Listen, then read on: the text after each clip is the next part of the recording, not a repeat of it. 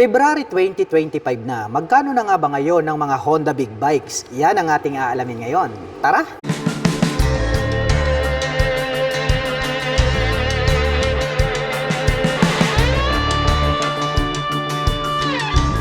Ito po ang Honda XADV 750. Grabe, napakaastig po nito pong kanyang headlight design. May split pa po siya sa bandang gitna na daytime running light. At adjustable naman po ito pong kanyang clear na windshield. At dito po located dito pong kanyang mga turn signals na LED. At equipped naman po ito ng inverted telescopic fork para po rito sa kanyang front suspension. Grabe, gold color po yan. At ito po ay naka-dual rotor disc brake with 2-pot caliper na Nissin brand. At ito po ay naka-spokes rim set dahil nga po itong adventure scooter na ito ay pang touring. Naka-dual purpose pattern tires po ito pong kanyang mga gulong. At ang sukat po ng kanyang gulong rito po sa harapan, ito po ay mayroong sukat na 120 by 70-17. Naka-fully digital meter panel display, naka-smart keyless ang ignition at ito po ay naka-naked handlebar. At ang kagandahan po nito pong adventure scooter na ito ay pwede po siyang manual at automatic. At mayroon naman po itong fuel tank capacity na 13.4 liters at mayroon naman po itong fuel consumption na 28.3 km per liter. Ang lapad po nito pong kanyang upuan at mas mataas ito pong ating back rider seat. Naka-two-tone color combination po pala ito pong kanyang seat cover na black at gray. At malapad po itong kanyang pillion board at ang kagandahan niyan ay mayroon po itong footrest extension. At ang Honda XADV ay mayroon pong 745 cubic centimeter engine displacement. Naka-liquid cooled 4-stroke 8-valve single overhead cam parallel twin cylinder at nakakapag-provide naman po ito ng maximum power na 43.1 kW at 6,750 RPM. Habang nakakapagbigay naman po ito ng maximum torque na 69 Nm at 4,750 RPM. At ang seat height naman po ng adventure scooter na ito ay mayroong taas na 820 mm, may ground clearance na 162 mm, at may bigat naman po itong 237 kg. Ang astig din po ng dating nito pong kanyang tail light dahil mayroon po siya ritong malapad na daytime running light. Nakapop up naman po itong kanyang mga turn signals at LED na po lahat ng kanyang ginagamit para po sa kanyang lighting system.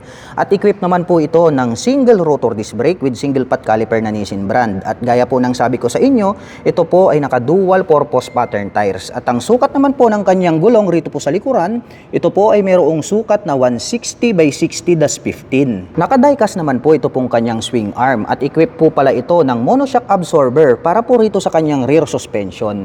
At napaka-sporty looks po ang design nito pong kanyang single exhaust. At ito po pala ay naka-chain drive. Mayroon na rin po siya ritong chain protector. At ang presyo po ng Honda XADV 750 ay nagkakahalaga po ito ng 839,000 pesos. At kung balak mo naman pong kumuha ng hulugan ay kailangan mo lang pong mag-down payment ng 307,692 pesos. Ito naman po ang Honda Goldwing, ang pinaka-top of the line at pinakamalupit at pinaka-astig na maxi scooter. Grabe po, napaka-forma po nito pong kanyang headlight design.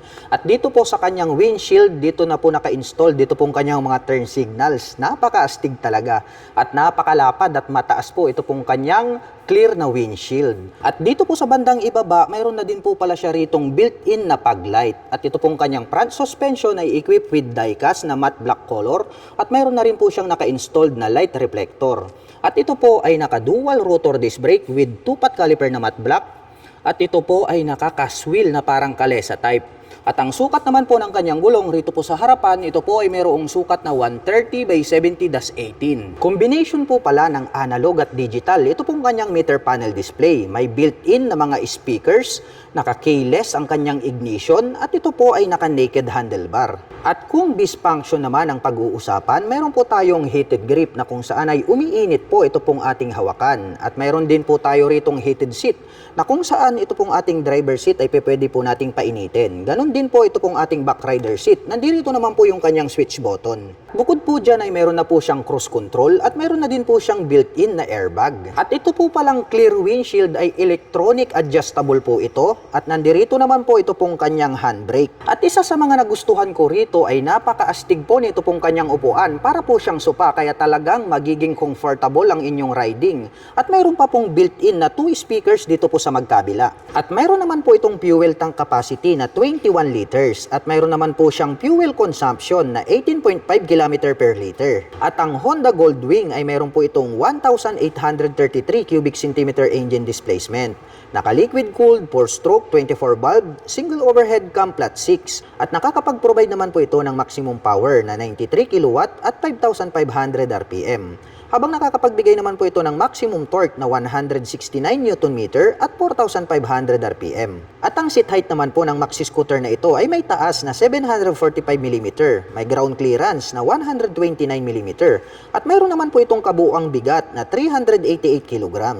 At ang kagandahan po ng maxi scooter na ito ay pwede po siyang manual at automatic. Mayroon po itong 7-speed forward at mayroon din po itong reverse. Malapad po ito pong ating pillion step para sa ating rider at mayroon naman po itong die-cast na side stand at mayroon din po itong tubular na metal na center stand. At napakaganda po ng pagkakadesign nito pong kanyang pillion step para sa ating back rider dahil hindi po natin halata na mayroon po siyang pillion step dyan. At napakaastig po pala ng pagkakadesign nitong kanyang mga tail light at included na po rito yung kanyang mga turn signals. At mayroon po pala itong dual exhaust dito sa kanan, mayroon din po itong dual exhaust dito sa kabila. At ito po ay naka-single rotor disc brake at ang sukat naman po ng kanyang gulong rito sa likuran, ito po ay mayroong sukat na 200 by 55/16. At ito po ay equipped with traction control at naka-dual channel ABS na rin po ito. At ang kagandahan po nito pong kanilang Honda Goldwing ay meron na po itong built-in na side box, napaka-astig, metallic white naman po yung kanyang color. At may nakalagay naman po rito na Goldwing na 3D emblem. At mayroon na rin po itong built-in na top box o hindi nyo na kailangang bumili dahil nga po integrated na ito. Straight out from kasa, mayroon na po kayong mga lalagyan. Dito naman po sa bandang gitna may nakalagay po rito na Honda 3D emblem. Combination po pala ng black, red at white, ito pong kanyang built-in na top box. At ang presyo po ng Honda Goldwing ay nagkakahalaga po ito ng 2 million pesos. At kung balak mo naman pong kumuha ng hulugan, ay kailangan mo lang pong mag-down payment ng 724,432 pesos. Ito po ang Honda CB500F. Mayroon po itong attractive na headlight design. Dito po sa bandang itaas located ito pong kanyang mga LED na turn signals. At ito po ay equipped with inverted telescopic fork at naka-dual rotor disc brake na naka-flower design. Matte black color naman po ito pong kanyang cast wheel na Y design. At ito pong kanyang gulong rito po sa harapan, ito po ay mayroong sukat na 120 by 70-17. Naka-fully digital meter panel display, naka-mechanical key ang ignition, at equipped na rin po yan ng HISS. At ito po ay naka-naked handlebar. At mayroon naman po itong fuel tank capacity na 17.1 liters. At mayroon po itong fuel consumption na 28.6 km per liter. At mayroon naman po itong 6-speed manual transmission. At ang astig din po nito pong kanyang upuan, mas mataas po itong upper part nito pong ating back rider at mayroon na rin po siyang belt dyan at may susian po rito sa gitna. At ang Honda Big Bike po na ito ay mayroon po itong 471 cubic centimeter engine displacement, naka-liquid cooled, 4-stroke dual overhead cam, parallel twin engine at nakakapag-provide naman po ito ng maximum power na 35 kW at 8,500 RPM. Habang nakakapagbigay naman po ito ng maximum torque na 43.2 Nm at 6,500 RPM. At ang seat height naman po ng motor na ito ay may taas na 789 mm, may ground clearance na 144 mm, at mayroon naman po itong bigat na 189 kg. Triangle shape naman po ito pong kanyang tail light at nandirito naman po located ito pong kanyang mga LED na turn signals. At ito po ay equipped with single rotor disc brake na flower design. Matte black color naman po ito pong kanyang cast wheel. At ang sukat naman po ng kanyang gulong rito po sa likuran, ito po ay mayroong sukat na 160 by 60-17. At mayroon naman po itong dual exhaust at gumagamit po ito ng monoshock absorber para po dito sa kanyang rear suspension. At ang presyo po ng Honda CB500F ay nagkakahalaga po ito ng 379,000 pesos.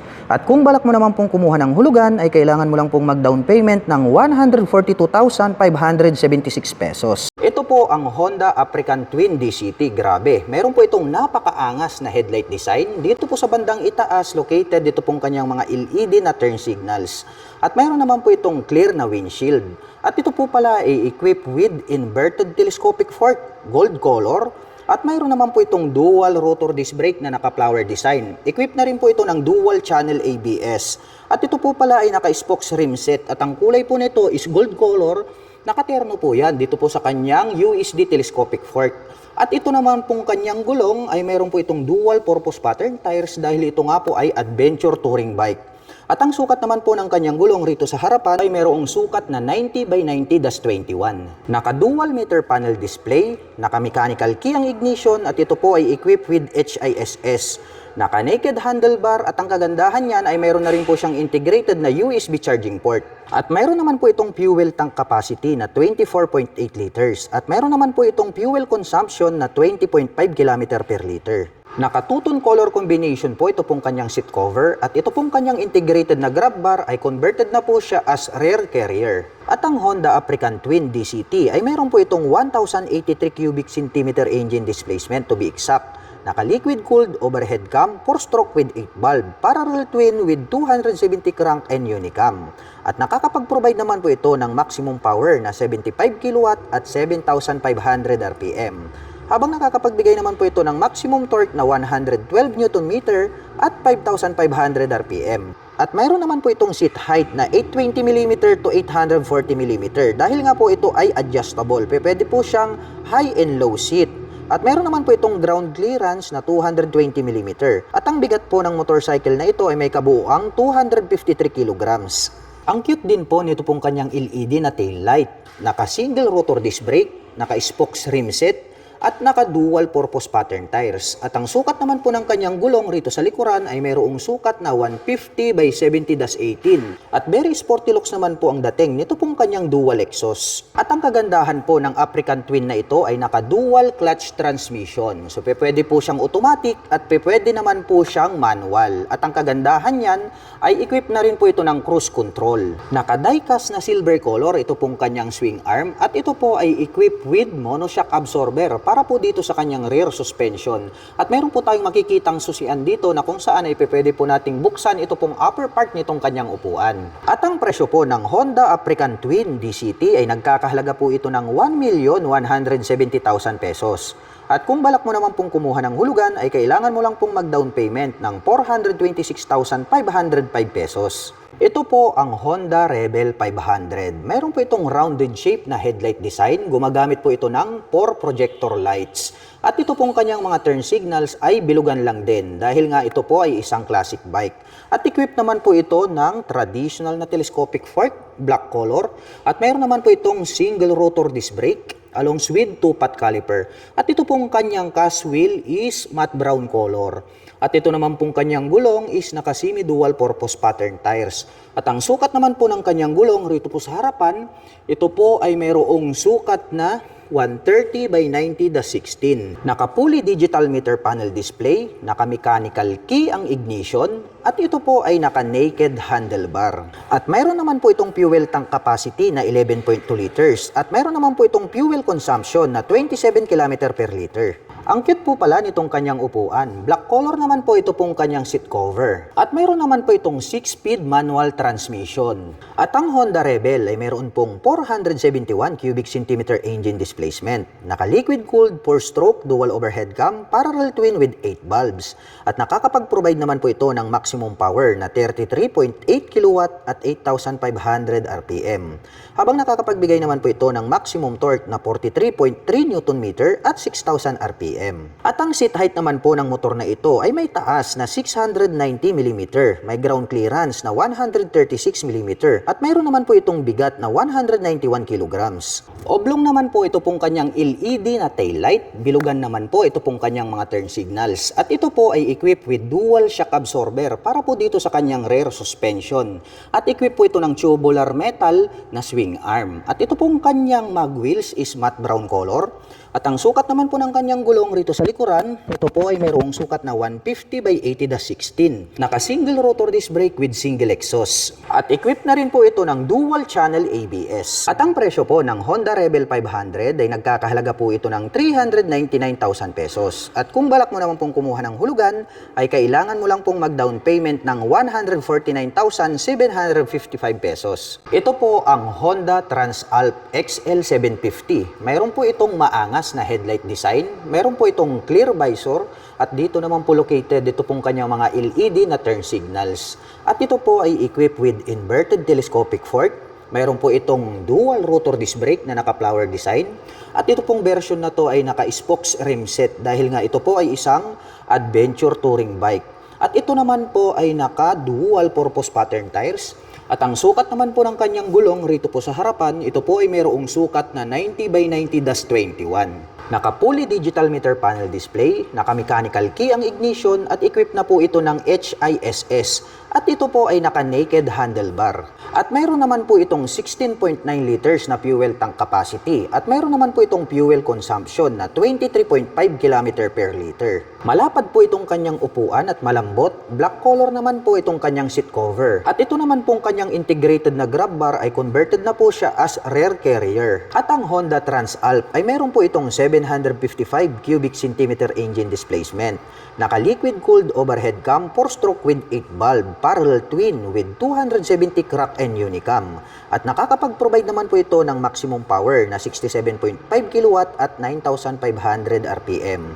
Habang nakakapagbigay naman po ito ng maximum torque na 74.6 Nm at 7,250 RPM. Naka-LED na po ito pong kanyang tail light at dito naman po located itong kanyang mga LED na mga turn signals. At ito po ay equipped with single rotor disc brake na flower design at ito po ay naka-spokes rim set. At ang sukat naman po ng kanyang gulong rito po sa likuran, ito po ay mayroong sukat na 150 by 70-18. At very sporty looks din po ito pong kanyang dual exhaust. At mayroon po itong 6-speed manual transmission. Diecast naman po ito pong kanyang swing arm at mayroon pong susian dito sa bandang itaas. At gumagamit naman po ito ng monoshock absorber para po dito sa kanyang rear suspension. At ang presyo po ng Honda Transalp XL750 ay nagkakahalaga po ito ng 598,000 pesos. At kung balak mo naman pong kumuha ng hulugan ay kailangan mo lang pong mag-down payment ng 221,186 pesos. Ito po yung kanilang Honda CB650R. Isa po itong classic big bike. Kaya talagang napakalupit ng kanyang body and design. Mayroon naman po itong rounded shape na headlight. LED na po yan at mayroon pa po siya dyang rounded shape na split na daytime running light. Dito naman po located sa bandang itaas, ito pong kanyang mga LED na turn signals, naka-pop up po siya. At equipped po ito ng inverted telescopic fork para po rito sa kanyang front suspension. At gumagamit po ito ng dual rotor disc brake with 2-pot caliper na Nissin brand. Ito naman pong kanyang cast wheel is matte brown color na Y design. At ang sukat naman po ng kanyang gulong rito po sa harapan, ito po ay mayroong sukat na 120 by 70-17. Naka fully digital meter panel display, naka mechanical key ang ignition, at ito po ay naka naked handlebar. At mayroon naman po itong fuel tank capacity na 15.4 liters at mayroon po siyang fuel consumption na 20.9 km per liter. At mayroon po itong 6-speed manual transmission at napakaganda rin po nito pong kanyang upuan. Mayroon po siyang belt dito sa gitna. Ang ganda rin po ng pagkakatahi kaya masasabi natin na matibay. Black color naman po ito pong kanyang seat cover. At ang Honda CB ay mayroon po itong 649 cubic centimeter engine displacement. Naka-liquid cooled, 4-stroke, 16-valve, dual overhead cam, inline 4-cylinder. At nakakapag-provide naman po ito ng maximum power na 69.7 kW at 12,000 RPM. At nakakapagbigay naman po ito ng maximum torque na 63 Nm at 9,500 RPM. At ang seat height naman po ng motor na ito ay may taas na 810 mm, may ground clearance na 148 mm, at mayroon po itong kabuuang bigat na 203 kilograms. Pahaba naman po ang shape nito pong kanyang tail light at dito naman po located dito pong kanyang mga LED na nakapop up na mga turn signals. At gumagamit po pala ito ng monoshock absorber para po rito sa kanyang rear suspension. At ang kagandahan niyan, ito po ay adjustable. At ang cute din po, almost hide po ito pong kanyang single exhaust. At gumagamit po ito ng diecast para po rito sa kanyang swing arm. At ito po ay mayroong single rotor disc brake with single pot caliper na Nissin brand. Matte brown color naman po ito pong kanyang cast wheel na brown color. At ang size naman po ng kanyang gulong rito po sa likuran, ito po ay mayroong sukat na 180 by 55-17. At ang presyo po ng Honda CB650R ay nagkakahalaga po ito ng 524,000 pesos. At kung balak mo naman pong kumuha ng hulugan, ay kailangan mo lang pong mag-down payment ng 194,624 pesos. Ito naman po ang Honda CBR650R. Isa po itong sports racing bike at meron naman po itong napakabangis na headlight design. Meron pa po itong split na daytime running light dito sa bandang itaas. At dito naman po located dito pong kanyang mga LED na mga turn signals. At ito po pala ay equipped with inverted telescopic fork para po rito sa kanyang front suspension. Gumagamit po ito ng dual rotor disc brake with 2-pot caliper na Nissin brand. White type na black color naman po ito pong kanyang cast wheel. At ang size po ng kanyang gulong rito po sa harapan, ito po ay mayroong sukat na 120 by 70/17. Naka-fully digital meter panel display, naka-mechanical key ang ignition at ito po ay naka-naked handlebar. At mayroon naman po itong fuel tank capacity na 15.4 liters. At mayroon naman po itong fuel consumption na 20.9 km per liter. Ang ganda rin po pala nito pong kanyang upuan. Black color naman po ito pong kanyang seat cover. At mayroon naman po itong 6-speed manual transmission. At ang Honda CBR ay mayroon po itong 649 cubic centimeter engine displacement. Naka-liquid cooled, 4-stroke, 16-valve, dual overhead cam, inline 4-cylinder. At nakakapag-provide naman po ito ng maximum power na 70 kW at 12,000 RPM. Habang nakakapagbigay naman po ito ng maximum torque na 63 Nm at 9,500 RPM. At ang seat height po ng motor na ito ay may taas na 810 mm, may ground clearance na 130 mm, at mayroon naman po itong kabuuang bigat na 208 kg. Mahaba po ang pagkakadesign nito pong kanyang tail light, at dito naman po located ito pong kanyang mga turn signals na nakapop up. LED na po lahat yan. At ito po ay equipped with single rotor disc brake with single pot caliper na Nissin brand. Matte black color naman po ito pong kanyang mag wheel na white type. At ang sukat po ng kanyang gulong rito po sa likuran, ito po ay mayroong sukat na 180 by 55/17. At ang kagandahan po ng sports racing bike na ito ay equipped na po ito ng Honda e-clutch. Naka monoshock absorber ang kanyang rear suspension at gumagamit po ito ng die-cast na swing arm, at mayroon naman po itong single exhaust. At ang presyo po ng Honda CBR 650R na e-clutch version ay nagkakahalaga po ito ng 594,000 pesos. At kung balak mo naman pong kumuha ng hulugan, ay kailangan mo lang pong mag-down payment ng 219,750 pesos. At ito po palang Honda CBR 650R ay mayroon po itong 2 model variation. Mayroon po tayong e-clutch, which is ito nga po itong kulay red na ating ni-review. At pangalawa, ito naman pong black color. Ito naman po yung Honda CBR 650R na standard version. 2024 model po ito. Ang price naman po nito ay nagkakahalaga po ng 554,000 pesos. At kung balak mo naman pong kumuha ng hulugan, ay kailangan mo lang pong mag-down payment ng 205,392 pesos. At bukod po dyan ay meron pa po pala sila ritong available na Honda CBR 650R na black color, at ito po yung 2023 model. At ang price naman po nito ay nagkakahalaga po ito ng 549,000 pesos.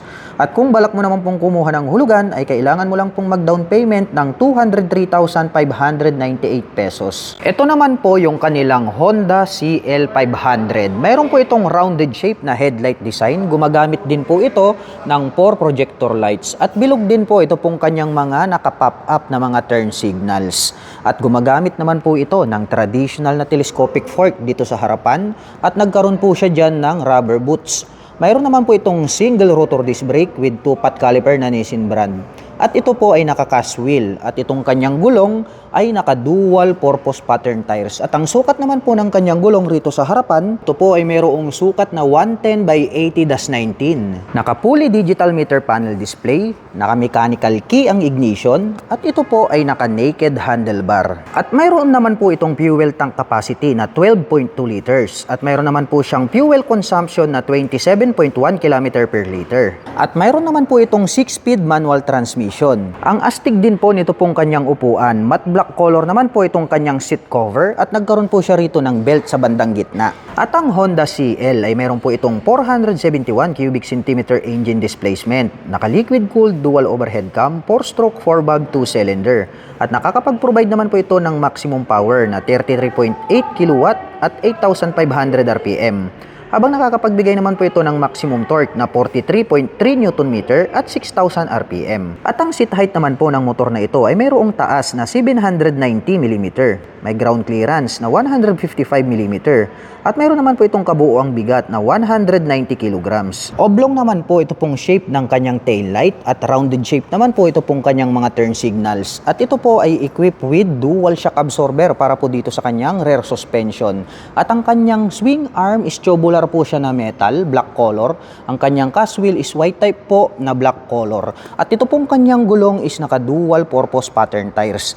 At ang mga sukat naman po nito pong kanyang gulong rito po sa likuran, ito po ay mayroong sukat na 150 by 70/17. Naka single rotor disc brake with single pot caliper na Nissin brand. At napakaastig naman po ng dating nito pong kanyang dual exhaust. At ang presyo po ng Honda CL500 ay nagkakahalaga po ito ng 409,000 pesos. At kung balak mo naman pong kumuha ng hulugan ay kailangan mo lang pong mag-down payment ng 153,345 pesos. Ito po ang Honda NX500. Napakaastig po nito pong kanyang headlight design. Dito naman po located ito pong kanyang mga LED na turn signals.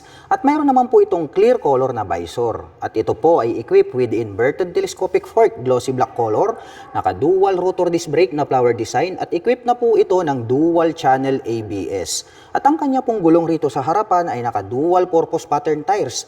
At ang sukat naman po ng kanyang gulong, ito po ay mayroong sukat na 110 by 80-19. Naka fully digital meter panel display, naka mechanical key ang ignition at equipped na po yan ng HISS. At ito po ay naka naked handlebar. At mayroon naman po itong fuel tank capacity na 17.7 liters. At mayroon naman po itong fuel consumption na 29.9 km per liter. At ito po ay naka 6-speed manual transmission. Mahaba po ito pong kanyang upuan at black color naman po ito pong kanyang seat cover. Metallic black naman po ang kulay nito pong kanyang integrated na grab bar. At ang Honda NX ay meron po itong 471 cubic centimeter engine displacement to be exact. Naka-liquid cooled, 4-stroke, dual overhead cam, parallel twin engine. At nakakapag-provide naman po ito ng maximum power na 37.1 kW at 8,500 RPM. Habang nakakapagbigay naman po ito ng maximum torque na 44.7 Nm at 6,600 RPM. At ang seat height po ng motor na ito ay may taas na 834